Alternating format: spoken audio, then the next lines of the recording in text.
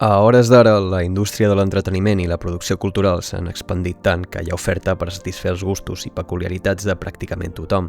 Comèdies, drames i thrillers, cinema bèl·lic de superherois i telenovel·les d'època, obres experimentals i innovadores i alhora els blockbusters més comercials i mancats d'ànima que et puguis imaginar.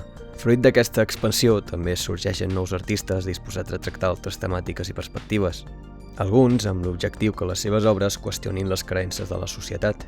Però que hi hagi continguts per a tothom implica que tothom hi té accés. Davant d'aquesta situació és gairebé inevitable que sorgeixi un enfrontament. No són pocs els que denuncien la proliferació d'aquest tipus d'obres i que clamen contingut diferent. Obres que s'allunyin de les discòrdies ideològiques i de les polèmiques. Obres que no facin propaganda de res ni vulguin ser políticament correctes, simplement entretenir. Segons les seves paraules, obres apolítiques. Pel·lícules com les feien abans. Pel·lícules com ara Forrest Gump. A Forrest Gump no li calen introduccions. Fou una de les pel·lícules més exitoses dels 90 i la interpretació d'en Tom Hanks ha passat a la història.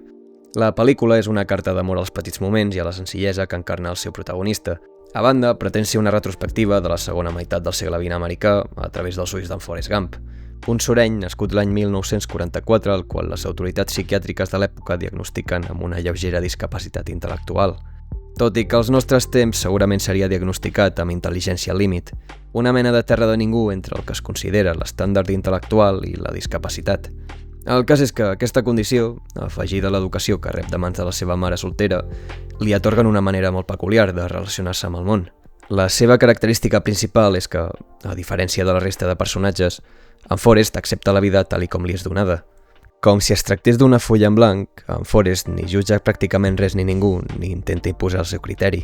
No és casualitat que el veiem vestit durant tota la pel·lícula amb colors clars i manyacs.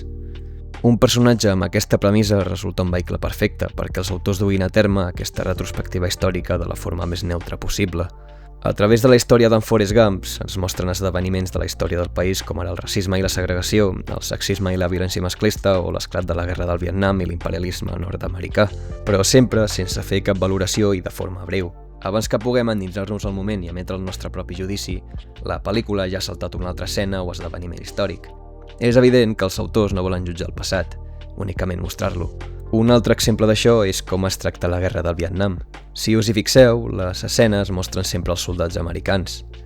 En cap moment veiem els soldats del Vietcong, ni tan sols en combat. Els trets i les explosions venen de posicions indeterminades. La pel·lícula posa èmfasi a mostrar-nos els soldats americans lluitar, patir i morir, i fins i tot bregar amb les conseqüències posteriors.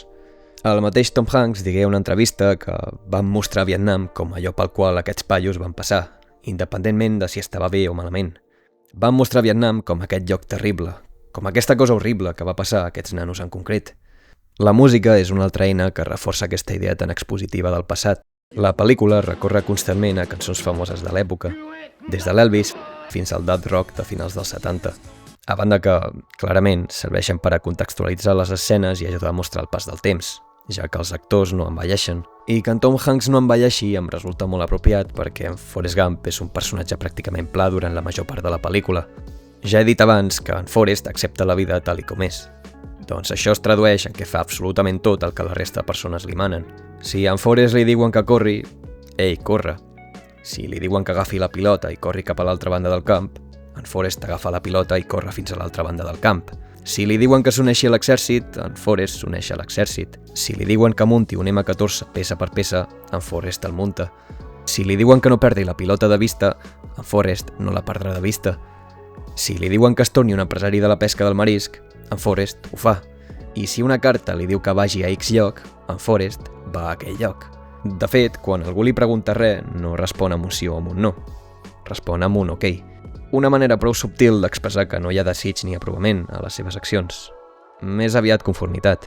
Però res d'això evita que en Forrest visqui una bona vida. Una vida envejosa, de fet.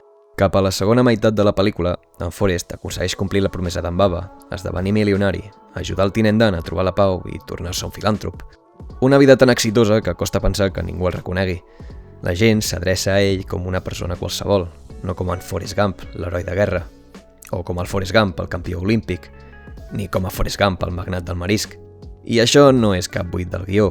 Quan els guionistes fan del protagonista unes ulleres a través del qual veure la història del país, En Forrest esdevé un símbol a través del qual iguala tota la societat americana.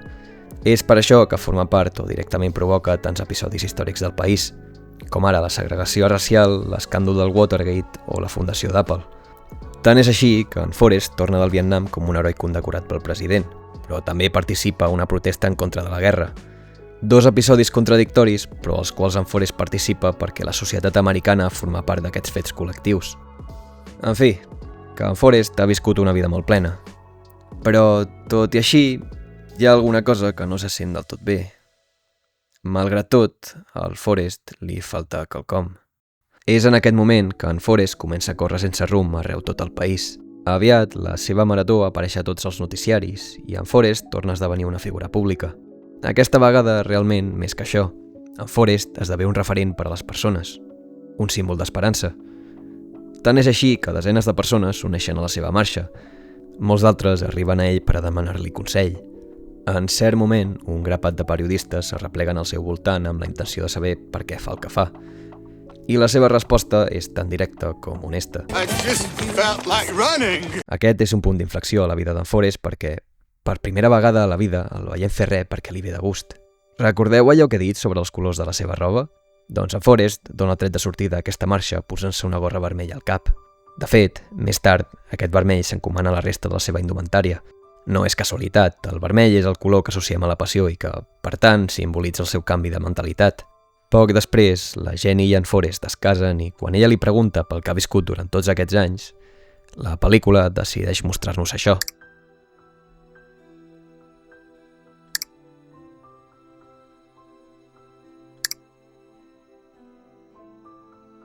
Aquesta és segurament l'escena més poderosa de la pel·lícula, i no únicament per les belles estampes naturals. Durant tota la pel·lícula, en Forrest ha continuat d'un punt a l'altre sense aturar-se en cap moment. I allà on anava feia tot allò que la resta li deia i repetia les paraules que la seva mare li havia inculcat. Ara, però, veiem com en Forrest s'atura a cada un dels llocs on ha estat.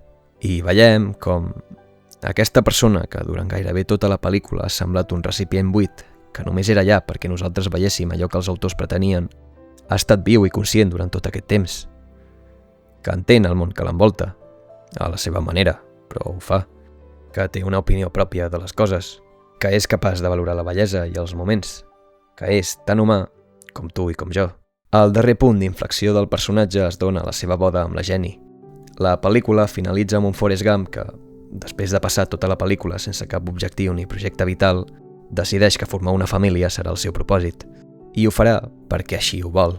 És per aquest motiu que, durant aquestes darreres escenes, el blau passa a ser el color que protagonitza la seva indumentària. Un color associat a la protecció i l'estabilitat, que representa a la perfecció el seu nou rol com a home de família. La pel·lícula finalitza de la mateixa manera en què comença, amb aquella ploma que es deixa endur gentilment pel vent.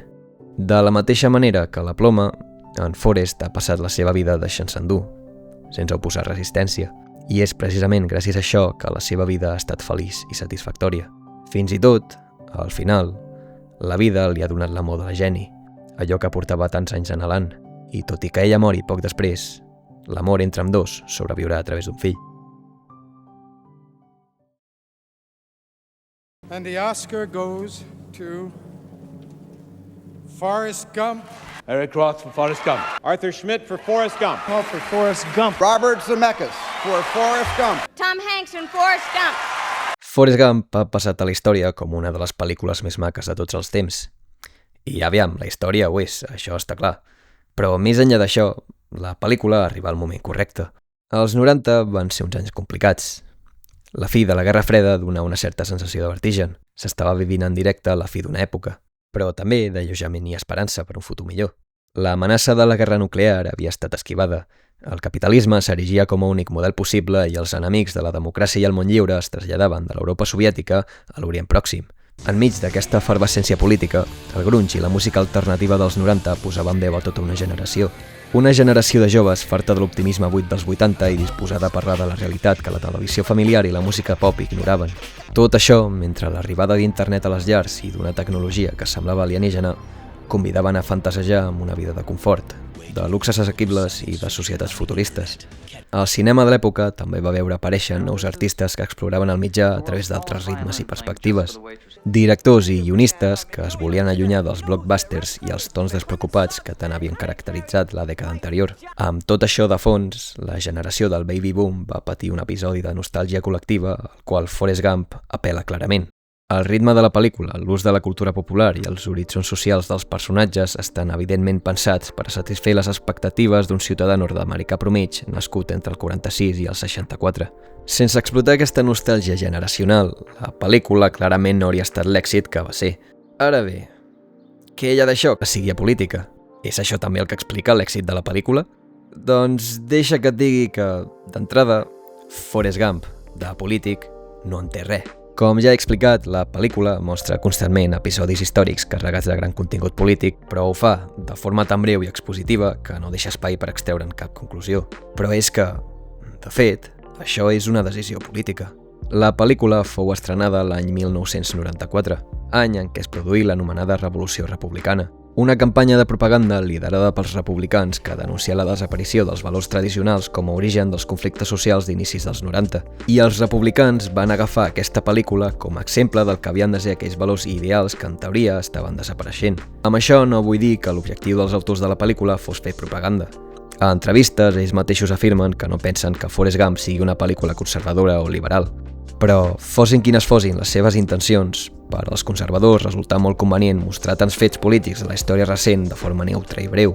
També que el seu protagonista en cap moment qüestioni el món que l'envolta, o que la manera de donar-li sentit a la vida dels personatges sigui formar una família d'estructura tradicional. En fi, anem per parts. Per a mostrar una guerra que va ser tan impopular, la pel·lícula deixa molt ben parat a l'exèrcit. En Forrest s'allista perquè un reclutador li diu que ho faci. Allà la seva docilitat fa d'ell un soldat exemplar, així que no només se sotmet a la jerarquia militar i a l'agenda política del país, sinó que això el fa excel·lir.